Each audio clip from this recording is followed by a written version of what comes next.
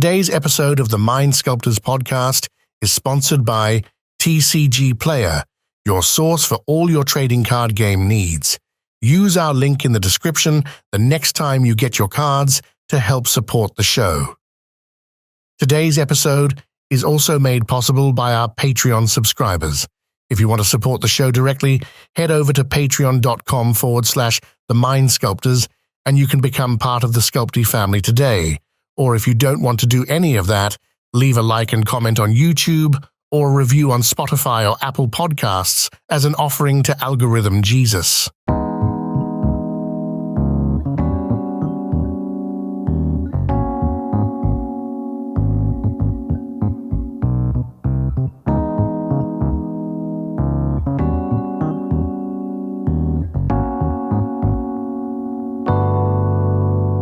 Hey everybody, welcome to the Mind Sculptors, where we have nothing but technical problems. My name's Ian. I'm Cal. And we've been sitting here for 35 minutes trying to give you the content you deserve every week. Technically longer. It's actually, we hit the 40-minute mark, my bad. Jesus Christ. Oh, man. Yeah, between Moxfield just kind of not working. And, it happens. Sites crash. They got a bunch of users. I get it.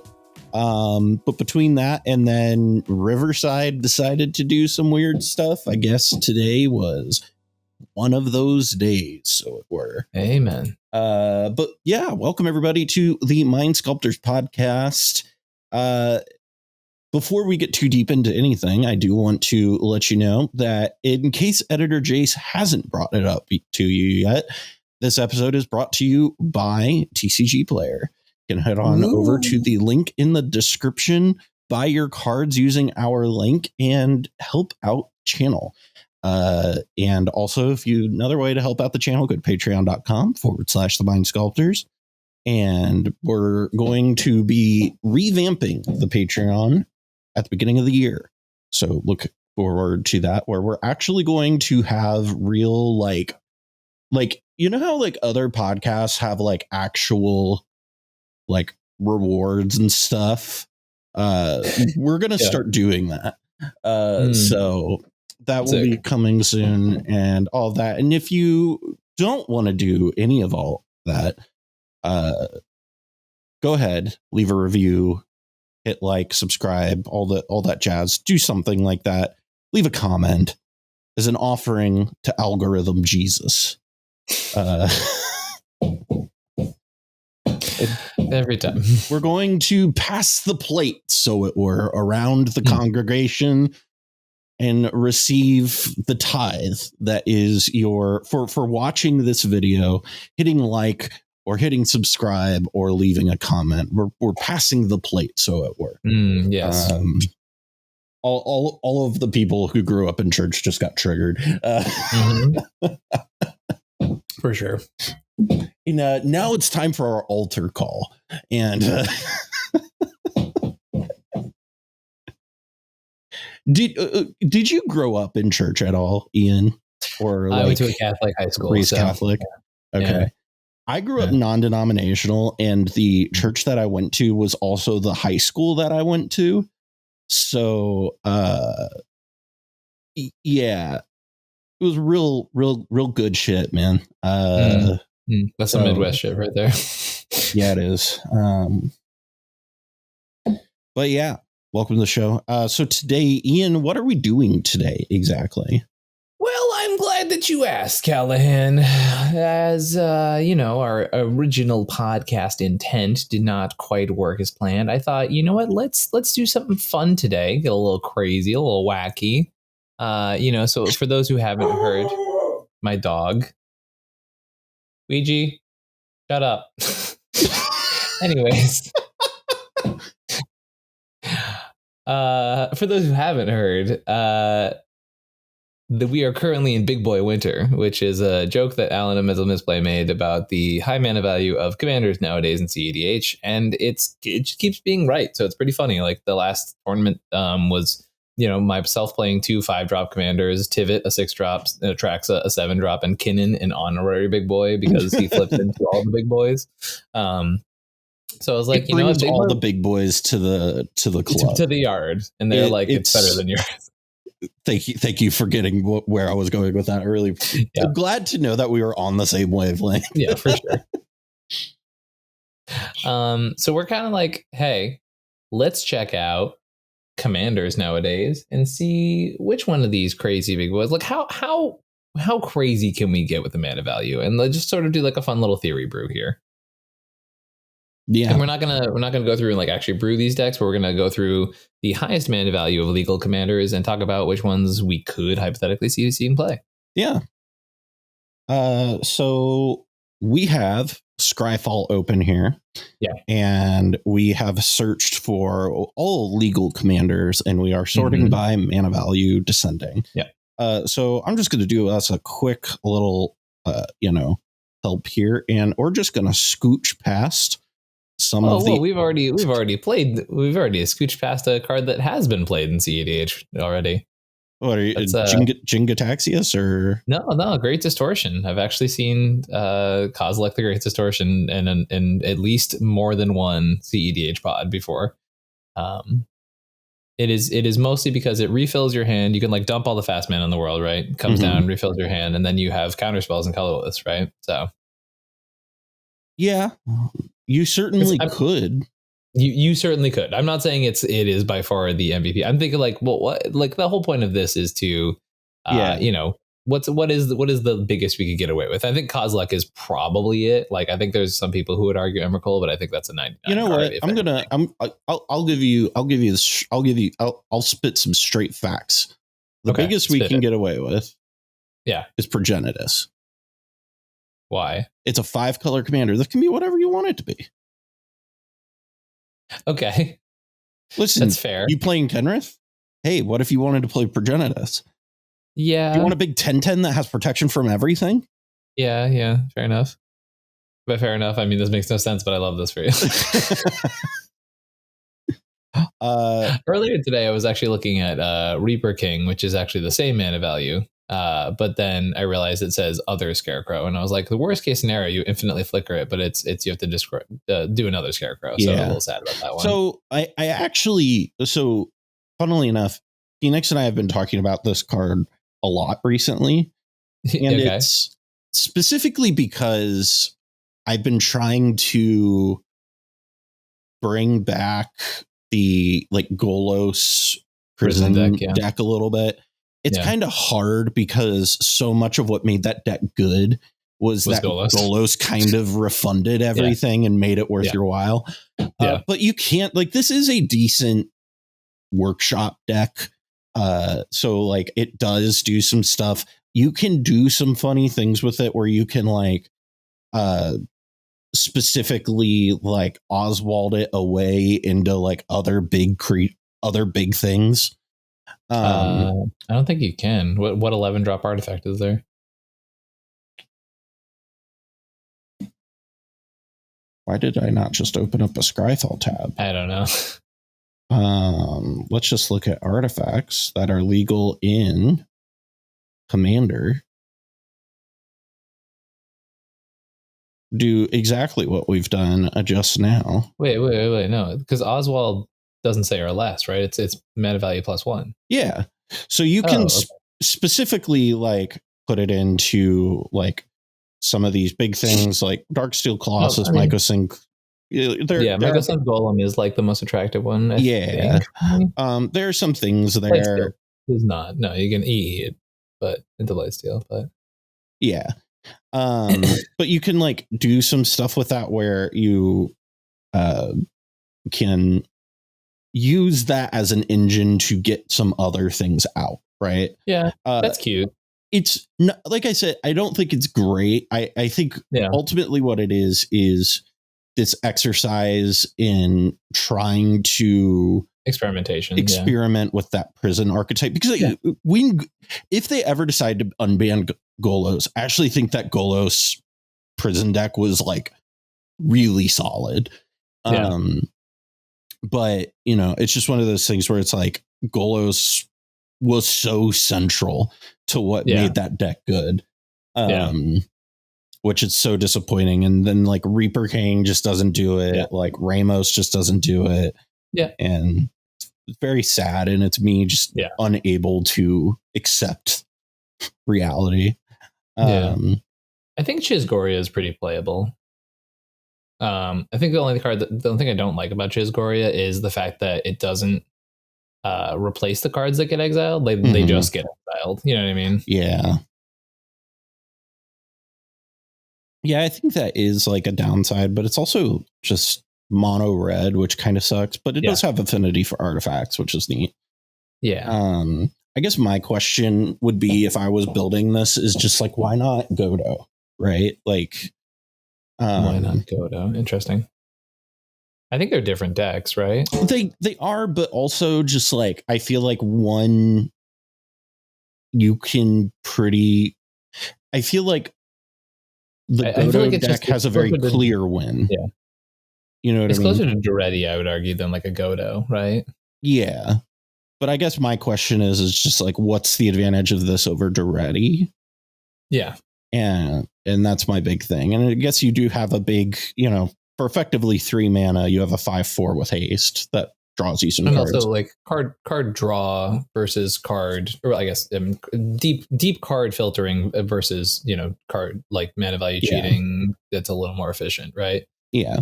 I guess my thought is in mono red, how good is that? You know what I mean? Yeah. No, it's a good question. That's the reason that it has not been answered yet. Yeah. Looking down throughout this more, there's not like anything that really sticks out to me right away. People have definitely like tried Zakama before, and it's been mediocre at best. Yeah. Yeah. Zakama, it's just like Naya food chain is like, why? Right. You know what I mean? But without the outlet for food chain. Yes. Well, I mean, it does filter your food chain mana in like a little bit, because you're able to untap your lands, but right. But then what do you do with it? Correct. Yeah. It doesn't do much, which is kind of the downside. Right. Well, I think we skipped one up there a little bit. Yeah. Oh, well, I wanted to just bring up the Ur-Dragon, because the Ur-Dragon is one that I think about maybe once a month, where I go, is the Ur-Dragon cEDH deck potentially? And I go, no, probably not. Is this your Roman Empire? No, it's not that much. I think every time I look at it, I go, no, that's not it. But, it's I don't know. Yeah, it's like close enough. You know what I mean? That you think about it. Right. I just feel like they're like, if there were a few more dragons that had like very nice static stacks effects, then that'd be cool. But I don't think there are a ton. Yeah, I think I agree with that. Looking down through it more, the new Gishath. What does this do? Does this do anything? When Gishath's son's avatar deals combat damage to a player, reveal that many cards from the top of your library. Old yeah. This one's old? Mm-hmm. Oh, yeah, it is. Yeah. Oh, they just straight up reprinted it.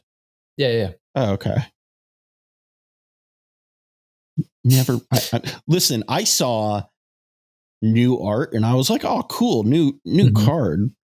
We have one of our most famous getting away with playing too big of a commander cards, Kamahl, Hero Krosa, or Heart of Krosa, of course. How much of a meme is Kamahl? Like, do you actually think Kamahl is a meme, or do you think it's like a real partner? That is a really good question. I don't quite get the appeal myself. I don't, there's a certain level of like, the pre-Bowmasters days. Mm-hmm. I know that people were doing like Kamahl plus the Angel, just as like, I play stax creatures, and then here's the game-winning spell. And I'm just like, I feel like we can do that without having to go this crazy, Yeah. And also, I never thought like Timna Kamahl was very good. I did not like that deck. I do think Kamahl and like Crom would be interesting potentially. That Cromwell, yeah. Yeah, Cromwell.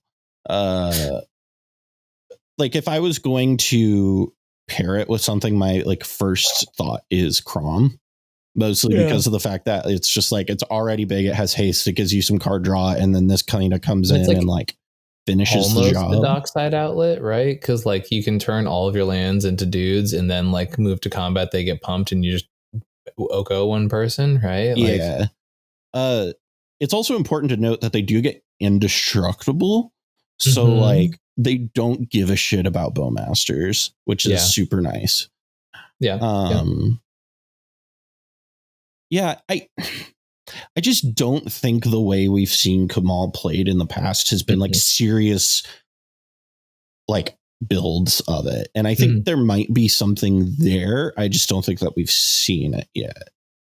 I would be surprised, but I'm willing to admit that I could be surprised. My thought is specifically like a teamer mid-range deck with this and Crom seems like it could have legs in the current meta. So that's generally my thought. Do I think it's super good? No, but it could be.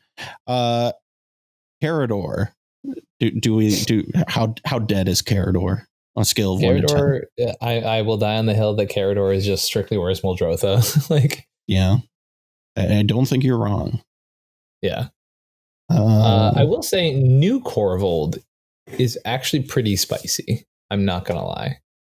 Are we gonna have the same conversation we had during the set review that I cut? Maybe. Where it's X is capped to draw X cards, where X is the number of permanent types among cards in your graveyard. So it's not like amazing, but I don't know. Okay. Well, because I think like at one point you were like, "Oh, this is great." Well, no, I'm not at that point. Okay. Like Jewel Lotus plus any other spell, like kind of makes this at least like turn one castable potentially, right? Right. And then,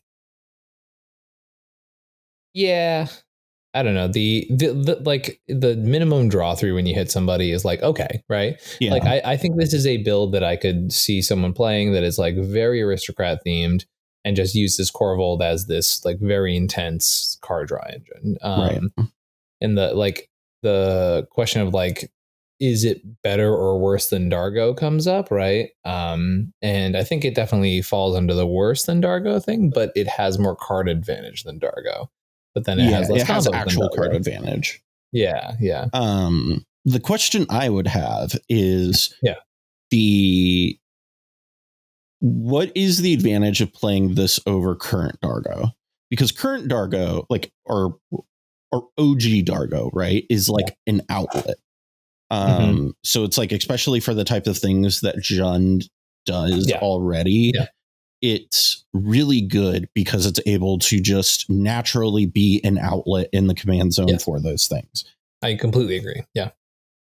So I think that's my only knock on it is like I could see someone showing up and playing this in a cEDH pod, and I would also not be surprised to have it described as like there are strictly better things available. You know what I mean? Yeah. I think that's fair. This is a card that always kind of piques my interest when I see it. Is Lycia Sanguine Tribune. It costs 1 less to cast for each life you gained this turn, and you can pay life and put 3 +1/+1 counters on it, and you can only activate this during your turn and once each turn. So it kind of isn't great, but it's like every time I see it, it like feels like it could be in my head. Sure.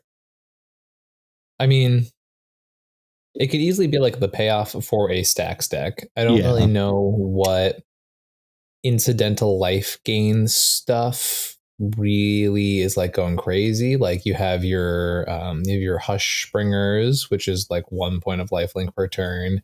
What other stax things have lifelink? Sarah Ascendant. Oh, there's Sarah Ascendant for sure. Yeah. I mean, you can definitely go like full beat down life gain, right? Which is an option. I don't know if it's the best option, but I mean, Charismatic Conqueror makes this a little better too, right? That's some life gain that you didn't have before. But it's a very specific deck. I agree. I always see it and I go, that's a very interesting card. And then I start thinking about the practicalities of it and go, I don't really think there's an answer here, you know? Yeah, that's kind of like how I feel a lot of those go, where it's like, I'll see it and I'm like, that could be interesting. And then it's like, speaking of Maelstrom Wanderer. Yes. Maelstrom Wanderer is a card that I feel like I'm always flirting with. Yeah. Because Cascade is just such a powerful effect. Mm-hmm. But in cEDH, how real do you think this is? That's a good question. I don't know, to be honest. I think like so when Double Masters came out, I did open like a nice version of it, and I was like, I can build this deck. Mm-hmm. But it's like, it's kind of interesting because it's a dockside outlet, right? It's a food chain outlet. It's is it a dockside outlet? Yeah. I guess. With Team Saber Tooth and I guess if you have the only Cloudstone, combos in those colors. Yeah. Yeah. Shush. Yeah, for all the Teamer Dockside combos work with this card, which is kind of fun. Like I don't know, I think it's kind of silly that you could do like a full Teamer, kind of like big chaotic Teamer almost. Yeah, like it definitely is like. I think that was actually the argument that made me go off of this effect, was like, why is this better than First Sliver? And I didn't have the fantastic answer to it. I guess like the counter argument is like, if you want to build like a Blood Moon back to basics version of First Sliver, then like I could see you looking at this option. Although then you kind of like lose incentive to play Gaia's Cradle, which is one of the best cards in the deck, most likely. Yeah. It's definitely an atypical axis. I kind of like the idea that there are certain combos that this turns online, like for example, Bloom Tender plus like any of the like I guess Deadeye Navigator specifically, Bloom Tender, but then Deadeye doesn't actually work with Maelstrom, so then it's like, you know. Yeah, it's one of those things where the Cascade cast thing just really kind of makes it go like, yeah, that's kind of like makes it a little bit worse. Right. But I do think that like, I think Food Chain Sliver is just like, I like lower color Food Chain decks generally, actually, because I think that they end up being more like focused on what they're trying to do. Whereas I feel like the First Sliver decks are just so broad that they're like milk toast. And it's like, because you just have so many good cards where it's just like, okay, this pile of good cards and this, and like, why am I playing First Sliver instead of Atraxa when Atraxa like actually like gives me some card advantage? Right. And I think like the idea here is, if I was going to make an argument for this over the First Sliver, it's that when you reduce the colors, you kind of can hone your strategy better. Right. Focus it. Yeah. So that'd be my main argument. Also, the creatures having a haste thing is actually like kind of cool. Yeah. Like it's a not trivial. Yeah, not trivial. I also think like, so like if you're focusing on this version, I think you focus on a basic heavy version of this deck, right? Yeah. Because you want to streamline it and you want to pay off for playing less colors, right? So I think like you could easily play like Earthcraft, Blood Moon, back to basics, Magus of the Moon. And that's like, okay, cool. Now we're starting to like mess around with something and have a reason why not just First Sliver, you know? Yeah. The funny thing is it's like, if you start here and you ask, why aren't you playing First Sliver? And then you go to the First Sliver and then you get to First Sliver and it's like, well, why aren't you just playing Atraxa? And it's like, you kind of like reverse engineer getting to four colors. Yeah. The Myojin are... that's how I feel about them. Okay. I feel like there is a world where Sauron Lord of the Rings is playable. I don't think you're incorrect. Because I will say, when I saw you play this on Scrybabies when you were playing, it did so much work, right? The card is a house. Especially in a world where like like Bowmasters kind of runs everything. Like this just amplifies that strategy a little bit. Yeah. It's also funny because like Grixis Reanimator doesn't have like a fantastic payoff right now. Yeah. Right. So it's like it's kind of cool because like Hullbreaker Horror is obviously a combo with this card, and then you can like cast this card, get back your Hullbreaker, and use Hullbreaker to combo with it. Now, obviously, 8 mana is like a silly amount of investment, right? Yeah. Into one card. But like, I mean, the fact that once again it is multiple versions of an infinite mana outlet, right? Because you can Baron it, you can Cloudstone Curio it, yeah, right. So like those are the combos. I guess Lord Drakus as well if you're going that deep. You cannot Deadeye it. Worth noting. Yes, you do have to cast it. You do. So it doesn't work with like Displacer Kitten Lions either. It also does not work with Displacer. Oh my god, could you imagine this with Displacer Kitten? With Displacer Kitten would get one of them banned. Because it would show up in casual spaces is what would happen. Maybe. But yeah, it's like definitely very silly and cool. But like, I don't know. I like the idea of like, okay, here's my reanimate and also a 5/5 and also, kind of mill myself for my strategy and breach later, right? So it's definitely, it would like if you did play Nas in the deck, it would be one of those horrifying Nas decks. And if you I don't didn't think play it's a Nas deck, honestly. Like I think it's just like Grixis Reanimator. Yeah. Which I think is kind of neat. I've always liked Grixis Reanimator as an idea, but people, I know people brew this deck, or it's either this one or the other Sauron. I know there are people who play. People have brewed. Okay, yeah. I know people play Sauron in this, and so it's like I'm kind of interested to see what this big one does. Let's go to the next 60, baby. I own so many goddamn copies of Slim Vada. It's so annoying.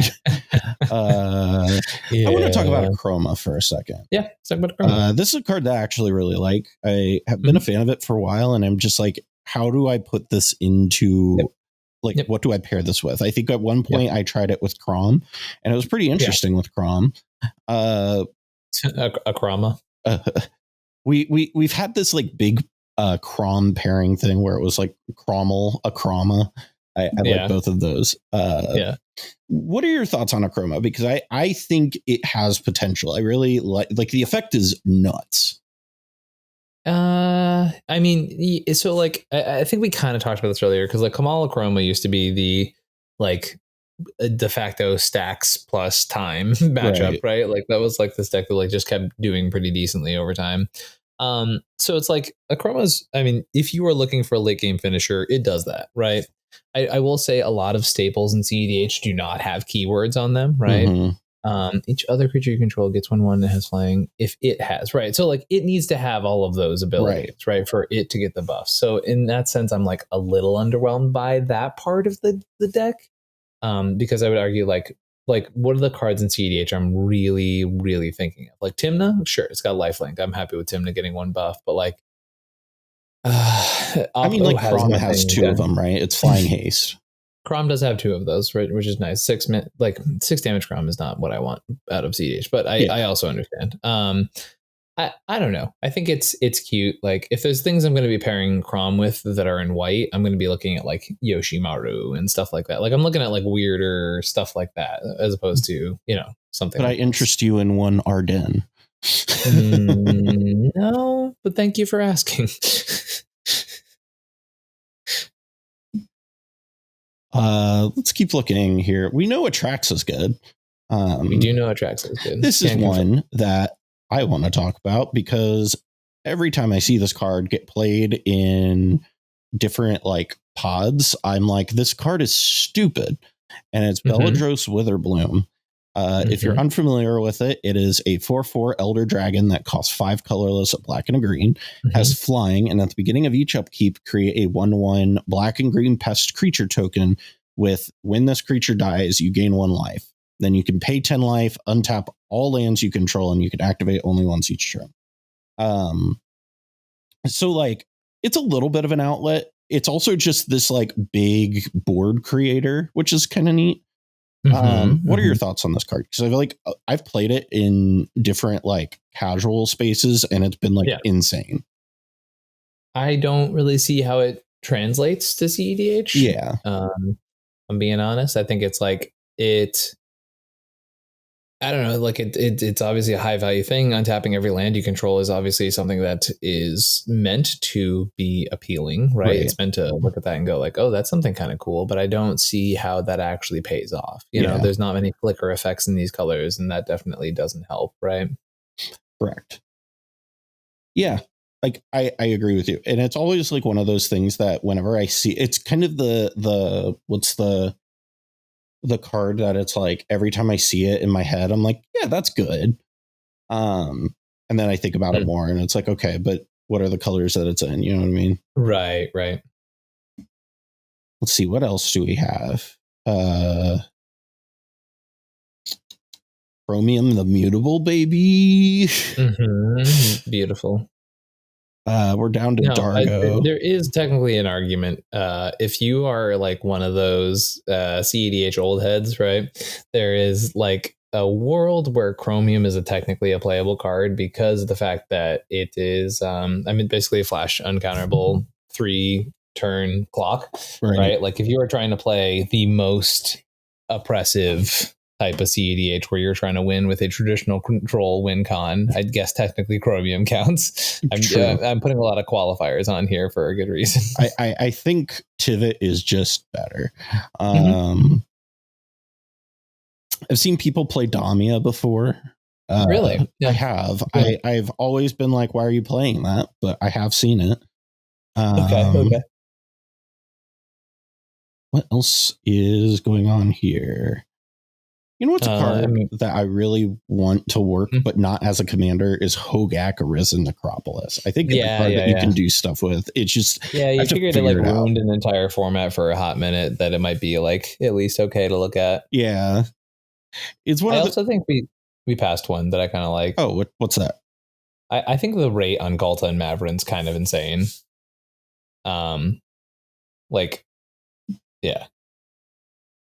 I don't know, the ability to be like, yeah, sure, here, let me, my 7 mana, here's my 7 mana 12/12 trampler with upside. Like, I don't know, the fact that it's a 2-turn clock, the fact that when it attacks, you can just make another 12/12 back just in case you need a blocker, or you can make, a bunch of 1/1 lifelinkers, right? To me, this just strikes me as, and this is also, once again, whenever you attack. So like, the idea that this could be like a finisher for a stax deck, right? And a finisher for a stax deck that doesn't suffer the same problem that the other stax decks right now are suffering, which is either A, not having a way to end the game efficiently, or B, having their small creatures disrupted, right? Like, so you can make the lifelink vampires, but at the same time, you can also just be like, okay, here, I'm going to make my, copies of my biggest creature, power and toughness wise, right? And so you can actually like circumvent a lot of the issues that some of these like win conless stax decks are having with this commander. Right. I don't know. I'm continually of the opinion that I think like win conless stax decks are just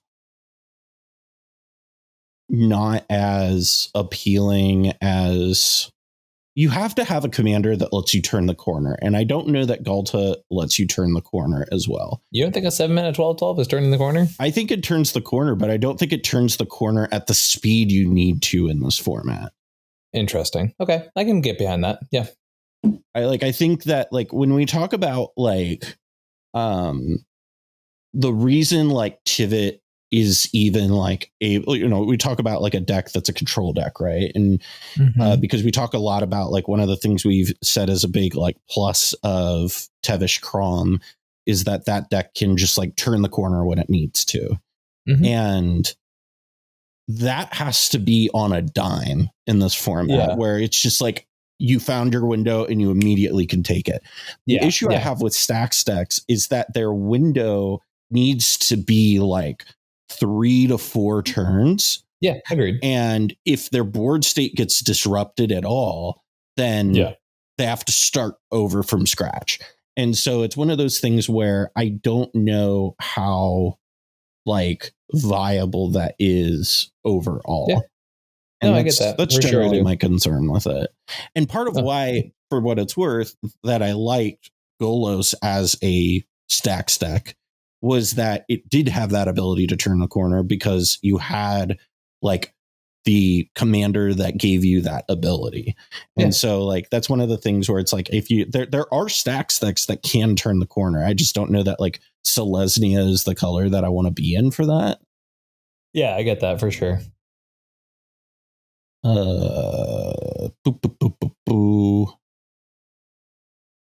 Elitist Blood Sheath of Get. Perfect. What? I said perfect. Yeah, perfect. What do you think of Lord Xander? I looked at that literally earlier today. Did I was you? like, it's such a trap. Yeah. It feels like a trap to me. Yeah.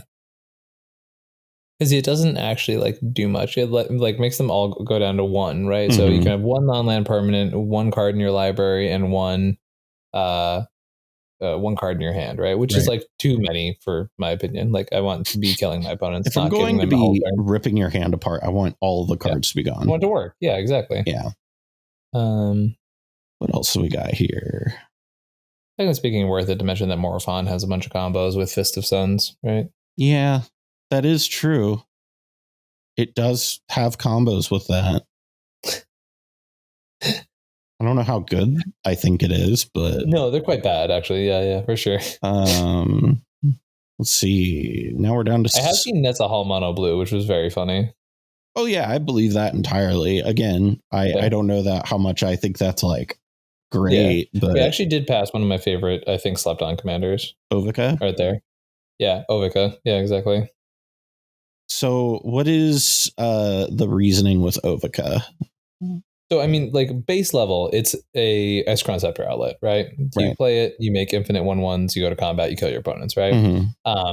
It also is a Lord Drakus outlet with Dockside, right? Where you, when you use the bounce spells that you cast to use the Lord Drakus combo, and for those who don't know, Lord Drakus is a thing that mutates onto Dockside, and then you get a bounce spell back from your graveyard.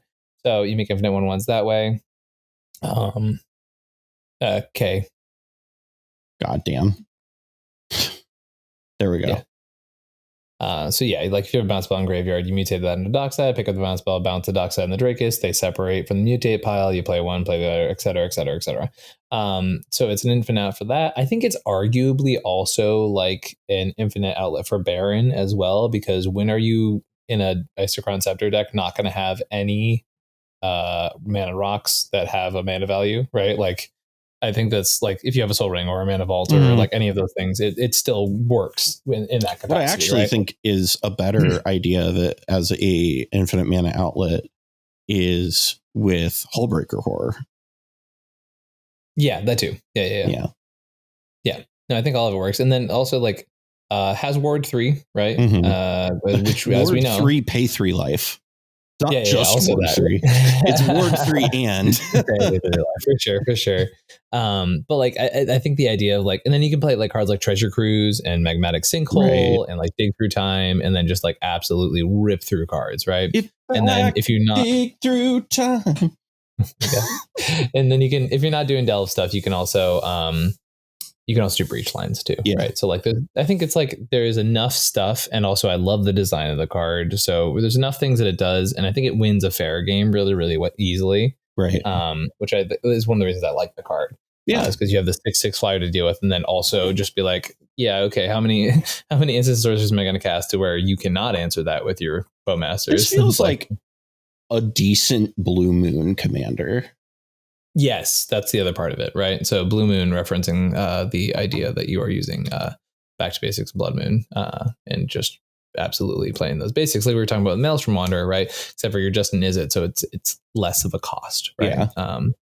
And you can play like Ruination, you can play Blood Moon, you can play Back to Basics, all of those things, punish all of the 4 and 5 color sauce, and then also just do some explosive infinite mana stuff and play this like the world's trippiest art. It's so good. It's very cool looking. I'm not gonna lie to you. It's very cool looking. This is probably one of the ones that I think is like I'm keeping up here in my tabs, like the ones that I think are like the best that we've come away with. Sure.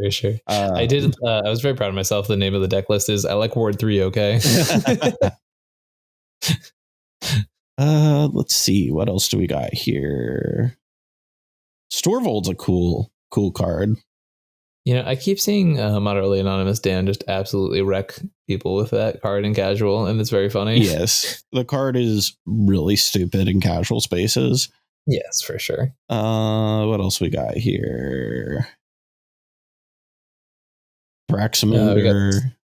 cEDH Staple Thumbershot. Oh my gosh, get the fuck out of here. I will say Tiamat is one of the more interesting ones we passed through. I actually really like that card. I think it's maybe not like always being built the best way, and I think it's pretty underexplored. Like if you want to play 5-color food chain, but in like a much more like respectfully, a much more fun way, a much more interesting way. It also, unlike first sliver, so basically you lose ad nauseam, right? Like when you play this version, because you have to play like 30 mana of dragons, right? And then you also lose a bit of card quality because you have to pay 30 mana worth of dragons. But what you gain is a meal dockside, which is obviously one of the most efficient combos in the format right now. Right. You also, I think it technically can work with like Bomberman too. Mm-hmm. So like it opens up like the Kenrith thing where like if you're only playing Kenrith for infinite mana, technically speaking, this does that too. Right. You also have the kind of situation where if your board state gets so absolutely dongled that like you're in the slog fest, right? With first sliver, it was always like, okay, I have a 7/7 now and I cascade usually into a mana elf, right? Whereas this one is like, yeah, I'm going to go manually assemble my combo and I'll give you guys a turn or two to beat me, or else you're dead, right? Which I don't think sucks. It also works with Dream Halls, which is cute. I think the Dream Halls thing isn't real. I don't think you should be playing with Dream Halls. That's fair. I think Dream Halls is a trap, big time. I can easily believe it. I also think like a 1-card combo with your commander is only so bad that also helps you cast your commander. I understand. But like people try, like, let me put it to you this way. People tried doing Dream Halls with like Atraxa, and it was very clear immediately that, oh, this is not the way. And this is like the same mana cost. So.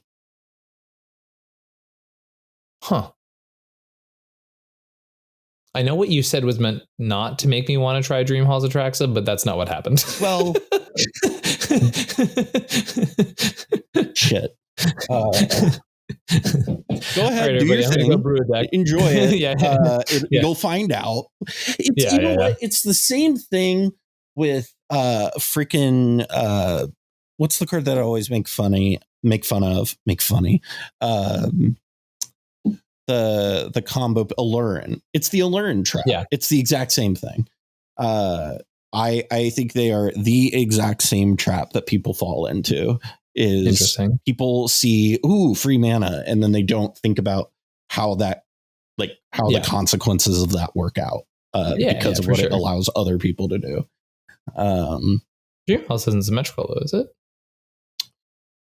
Dream Halls, there's a thing that shuts down Dream Halls Dream Halls, excuse me. Rather than pay the mana, it's controller. Yeah, so anybody can do it. Oh. That's why it's bad. I did not know that. Yeah, that's really funny, actually. Very not symmetrical. But that's why I say it's the exact same trap as Allurin. Yeah. And so that makes me a little sadder. I'm not gonna lie. Yeah. But I do think Tiamat is like really good. I think it kind of falls into the Atraxa category where like when we were talking about, I hate food chain first sliver. If you haven't noticed, I have such a disdain for that archetype. And it's mostly because of the fact that it has zero identity. It is like the deck that is just so milquetoast, it's stuff. It doesn't do anything special. But like Tiamat does something really special, and like it gives you a reason of playing it that outside of, it's 5 colors and it's a food chain outlet. You know what I mean? Like you have a specific angle for it. And if you're going to play the just like good stuff food chain deck, play Atraxa, because Atraxa is a much better good stuff deck than food chain. I mean, we're seeing it, right? Yeah. So like that's kind of how I feel about it. I actually think Tiamat has like, it also gives you like, you can go get your pieces and then your food chain stuff is able to come down. It also allows you to play pieces like what's the 1 mana rule of law effect? That Deafening Silence? Yeah, Deafening Silence. It lets you be able to take advantage of Deafening Silence in a really awesome way. A pretty solid Deafening Silence deck. Yeah, like it's very good Deafening Silence deck. So I actually think most food chain decks are good Deafening Silence decks, but this one this definitely does take advantage of that, because it's probably going to be more creature centric than other ones would be. Let's keep looking. What do we? Remember when Velomachus Warhold was kind of a running pioneer for a minute? Yeah, it was doing a thing. What is? I said it was doing a thing. Yeah, it was an interesting time. Let's see. You've seen AC from time to time for sure. What is it? AC? Yeah. Yeah, I see it on the Commander RC stream every Thursday night. One of Scott's favorite decks. Wait, can you go up? Yeah. What are we looking at? What card are we looking at? The dragon, the lustrous. A Marith? Yes. Does that do? No, I don't think it does what I think it does. Yeah. Okay. Look at the top card of your library if it shares a card type. Yeah, so it's not like an infinite mana outlet because you need to flicker something for every card type. Yep. So kind of stinky. Let's see. Asmodeus, though, people played around with a little bit. Yeah. Well, I mean, it's like the best or one of the best Necrotic Ooze combos right now, right? Is you Asmo plus Scourge Familiar. So as long as you have 3 cards in hand, you can draw your entire deck, right? Which is not bad at all. When are we going to build Azor the Lawbringer? When are we going to bring justice? When are we going to bring law to CEDH? Justice. I think so. Like Azor technically does have some upsides, right? Like, so it's a very funny Displacer Kitten deck. It is. It's just truly a cruel deck for Displacer Kitten. It technically speaking is an Ice Crown Scepter deck as well, right? Because you can go to combat and make a demand in your combat step. The funny thing is I think that it has been invalidated by a new Azorius card that just got previewed today. I don't know. I think it does more than that card, if I'm being honest. Does it? All right. Well, yeah. I mean, I think the shutting down your opponents. Yeah, that part's like pretty huge. Yeah. But when you know what we should do sometime? This should be a Brewer's Choice episode. We'll bring in the law to CEDH. Getting the law involved. I always feel like Brutaclad is broken, but I never can figure out how to like CEDH break it. You know what I mean? Yeah. Like it's such a strong ability. It is a strong ability. The issue is it's just like you're in blue-red, and then you just have to play like a bunch of bad cards to make it work. Yeah. Oh, for sure. Yeah. I just feel like, I don't know. Next. Remember when people tried Bruna? I do remember when people tried Bruna. It was fine. Yeah. Nothing to write home about. I agree. This needs to probably get played in the 99 of more decks, though. Because I mean, it's a 6 mana creature. Yeah, right. It is. That also can't be countered, and is the whole having not be silence effects are pretty good. Yeah, no, I just don't disagree with that part for sure. Let's see what else we got. Dragon Lord Silumgar. Let's go, baby.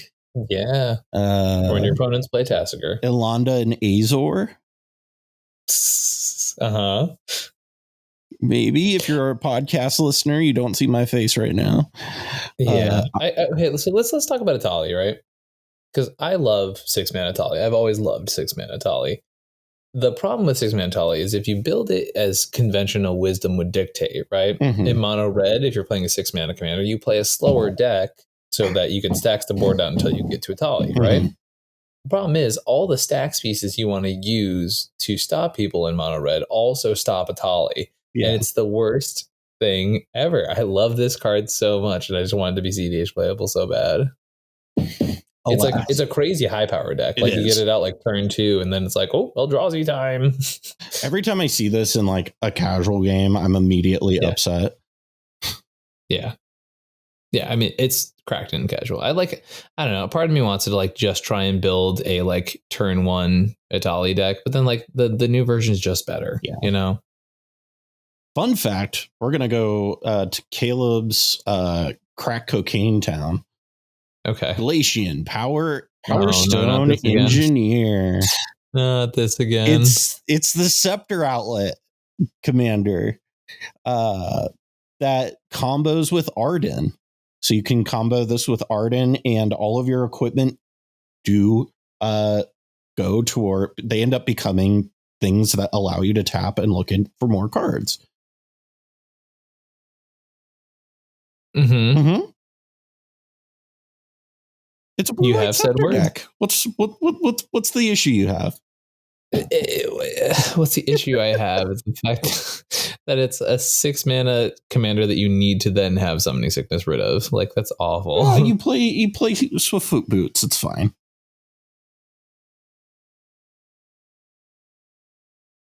It's fine. It's fine.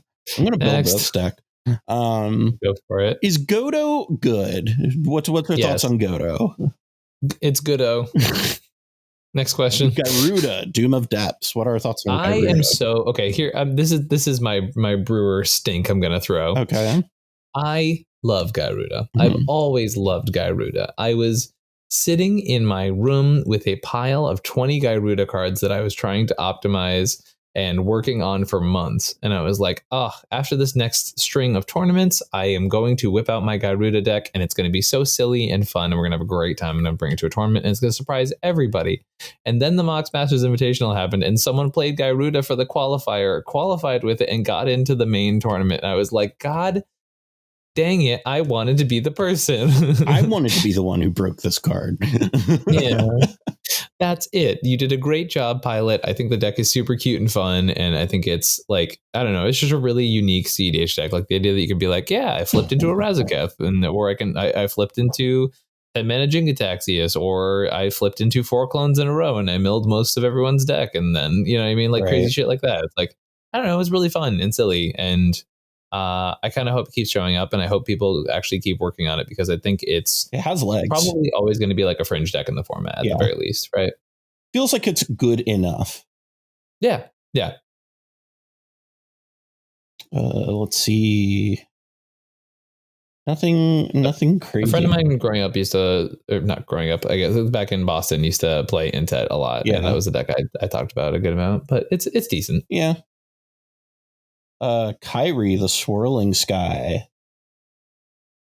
I have seen the cEDH Kyrie deck. I have. It's okay. It's fine. It's a mono blue deck. Yeah. There are better things you can be doing in mono blue. I agreed. Hey, what's our thoughts on Kodama of the East Tree? Kodama is a card a lot of people love, and it's just okay. Kodama Sakashima, dude. Let's talk about Kroxa and Kuneros.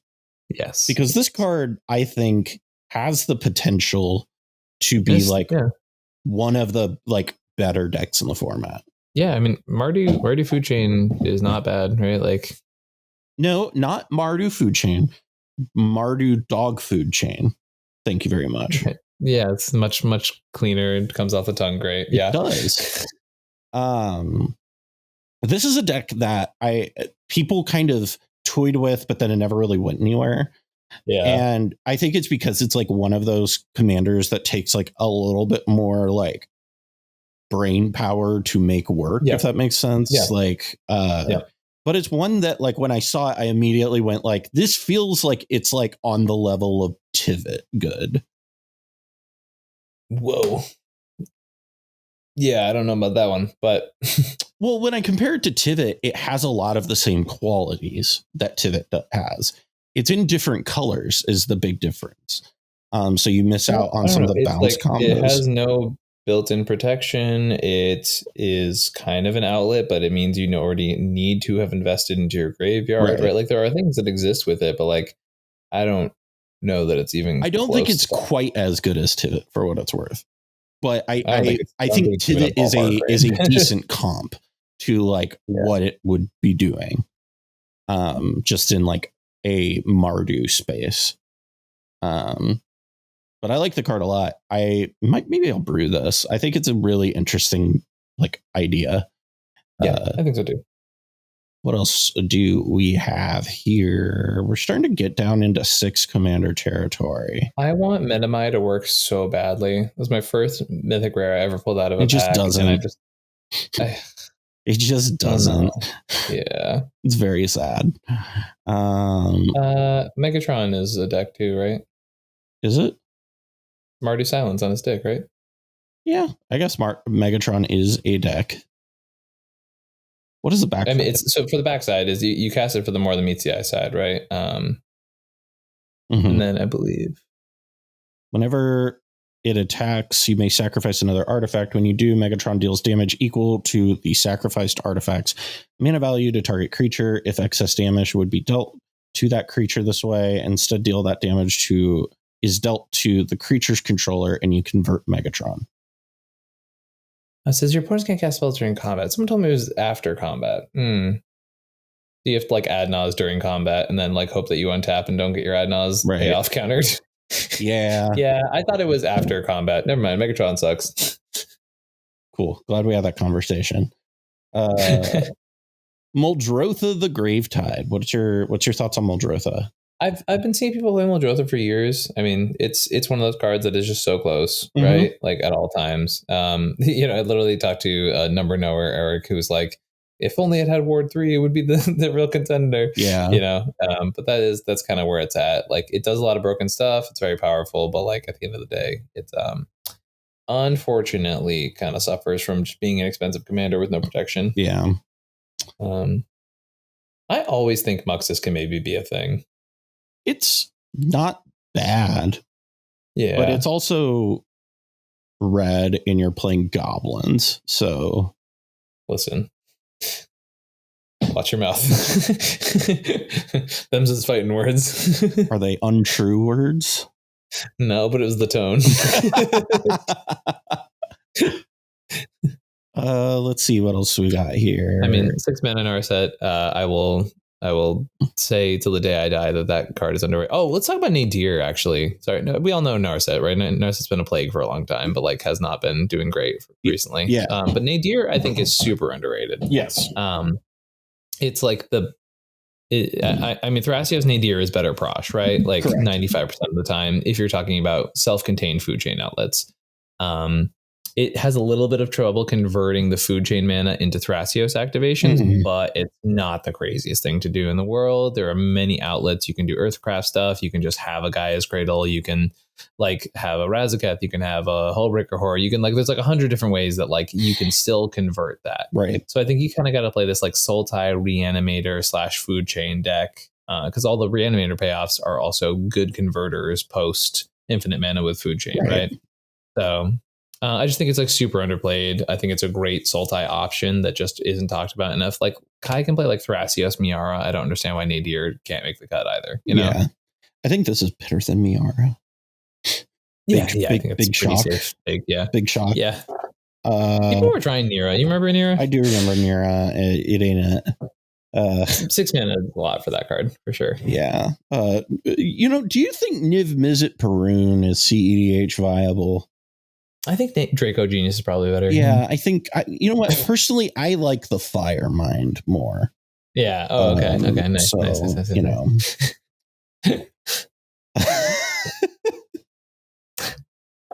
Let's see. What else do we got here? Lots of cards. Lots of cards. Yeah. Yeah. Prosh.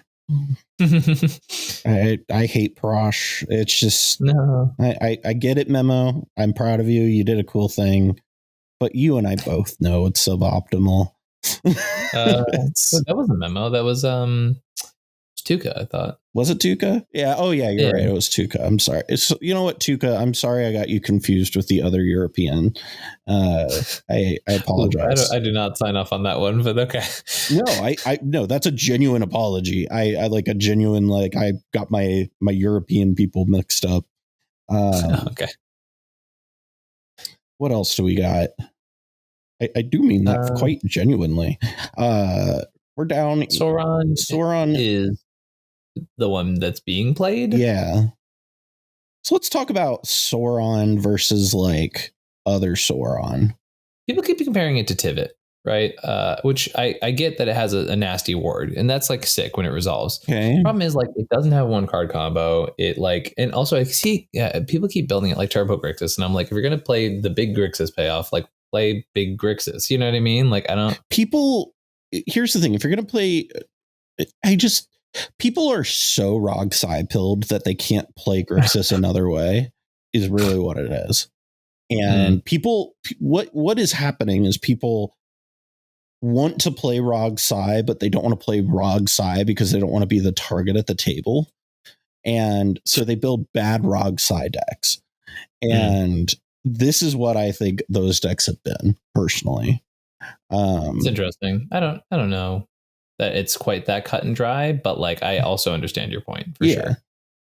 Obviously, there are nuances to that I am not including, but you know.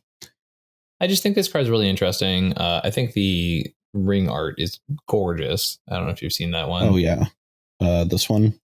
Yes. Yes. Oh, God, this is my copy of the card. Yeah. So I think it's worth trying. I think I'll play it around with it at some point, but I definitely want to do kind of what I did with Tivit and Crom, which is just kind of like make it more that like mid-rangey grixis pull if I'm going to play a card like this instead of like Rog's, right? I agree. Like if I'm going to be doing this type of game plan, I'm going to be doing this type of game plan as much as I would like to do this type, right? I just think people Goblin Bombardment's really good in the deck too. Say that again? I think Goblin Bombardment's really good in the deck too. To be able to control your orc armies and like be able to be like, okay, now every single spell it basically turn every spell they cast into a Bowmaster's trigger. As opposed to like just having a big army too. Right. And like that is a potential avenue for the deck. You know? Yeah. No, I think that's really like clever. Yeah. Let's see what else we got. Shroom. Good old Shroom. Good old Shroom. Good old Shroom. Just a reminder, I got like 5 minutes. Yeah, you're good. I mean, we're getting pretty close to the end of this. Let's wrap it up here. Do you want to talk about Tassiger or do you want to talk about Teferi? I don't think we have to, right? Okay. Like the whole point of this episode is to like see what we can try that hasn't been done. The Master Multiply, let's talk about that card for a second. Okay. I really want this card to work because it is one of the most clever designs I think I've ever seen. That's Nadir Callahan. There we go. So yeah, Legend Rule doesn't apply to tokens. It is literally just like a self-contained army. It's like Bad Najila, right? Yeah. And I just think it's such a well-made design, and I really, really want it to work because like Twin Flames are forever, Kiki Jiki effects are forever, and like the fact that it just goes like, all right, I'm gonna attack, now there are 3 of them. Next turn I'm gonna attack, now there are 9 of them. Next turn I'm gonna attack, now there are 27. You know what I mean? It's a kind of interesting Kiki Jiki deck. Yeah, right. Like it does a lot of like weird, quirky stuff, and then you can play like a bunch of stax effects, right? That are just like we're gonna get to my 6 mana, and we're gonna get to a point where my commander is gonna attack, and then I'll put a lightning greaves on him, and you guys are starting the clock, right? I think it's interesting. I don't know how good it is. I think I don't know. I just think it's like a really cool design space, and I would love for someone to try and push it as much as possible. I'm not saying that like it's a cEDH deck hard stop, right? Right. I just want to see what people can do with it. Yeah. You know. I've played against it. Like it definitely will. It pressures the board and it puts a lot of pressure on you. My experience playing against it was it just feels like it's like about a turn or two too slow. I was gonna say if it had haste itself, I think I would like it a lot more. Yeah. It just is just a hair too slow. I agree. But yeah, well, that has been an interesting episode. We didn't even we almost got to Tivit. Almost. So close. So sorry everyone, we're cutting this one a little short because of the aforementioned tech issues. Our window got a little closed, but I don't know if you like, honestly, if you want to keep doing this as a series, like please leave it down in the comment below, because Callahan and I will literally pick up where we left off if that's something you're interested in. Honestly enjoying ourselves so much because this is like like it's so fun for like the two of us to just sit here and talk about random cards, hypothetical brews. Yeah, exactly. It like leaves us with a bunch of cool ideas. Like I know Ovika's a card I've had in my creator box for a while. I know Nadir stuff is like something I go back to literally once every 3 months. I love brewing too. It's like, there's a lot of really cool stuff, and I think there's always cool stuff out there. And I love that a lot of the audience, at least people who come down in the comments, seem to really enjoy that kind of stuff as well. And I think there's so much space in cEDH to be extremely powerful and like do crazy stuff, but also keep that level of uniqueness that not all formats get, so why not celebrate this part of the format too? I 100% agree with you. But with that, if you are a fan of the show and want to pick up any of these wonderful cards that we have been talking about, you can go over to tcgplayer.com and use the link in the description to pick up a card like Tiamat. Do you want a Tiamat? Whoa. Use our link in the description and you will help the show out. Also, make sure to head over to patreon.com/Mind Sculptors and become a patron today. And also, this fuckhead over here does cEDH coaching. Where can people find out about that? Oh, that's me. I'm the fuckhead. Hi, everybody. Yeah, if you're interested in some cEDH coaching, I mean, first of all, you can always find me over youtube.com/ComedIan MTG, where I cover all sorts of tournament cEDH stuff. You don't know that now, but I'm really quite surprised. But that's the other place you can find me. You can also email me at comedianmtg@gmail.com, find me on Twitter, Discord, all those places. Yeah, I do cEDH coaching for folks, and the book's been pretty filled up this week, which made me really, really happy. It's been a busy week, but a lot of folks are looking to get a jump on the new Mox Masters, which should be out. I mean, it will have been had as of the weekend before this recording. So I'm excited to see what new decks come out of there. The Chaos meta was kind of interesting, and I'm kind of curious what happens now that Paying Power is kind of doing their own independent tournaments. Yeah. Like that. So, but yeah, if any people want to prepare for the tournaments they have coming up, because, you know, with the Eminent Circuit, there's no like platinum level events for a hot minute, but like there's been tournaments announced like every weekend from now until like past December, right? So like it's pretty sick. Yeah, we've got a lot of stuff coming up. So if you need some coaching, call up Ian and he will give you the good coaching. And if you want the bad coaching, you can call me or any of the other people that do coaching. No, I'm joking. There are great coaches out there. But with that, how do you want to wrap up today's episode? What are your thoughts on doing like something crazy, something really wild? Keep the big boys coming. Big boy winter's here. 1,000 years of big boys.